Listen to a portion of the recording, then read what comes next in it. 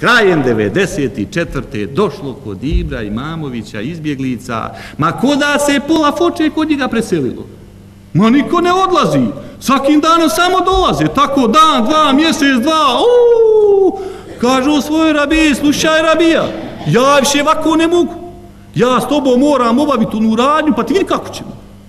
Nego kaže, imam ja jedan prijedlog, večeras ću ja fino kad pane mrak, uzeti svoju tanđaru, otići u kuruze, pa kad opali metak ti dođi, pa ćemo obaviti radnju. Aj kaže, more nosite džava, ej, Boga mi tako i bi.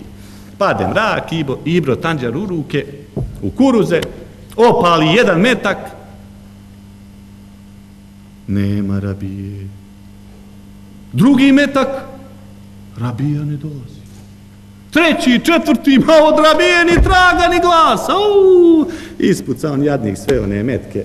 Poče iz ora da sviće skuplja one čaure. Kad evo ti rabije, sva raščupana, pocijepana, ma nema pola odjeće na njoj, pa gdje si draga rabija, gdje si dosta smrzno se ko govno. Šta je, kaže, šta hoćeš? Puca se na sve strane, nisam ptica, nema krila da stignem svima. Ja, braćo, draga.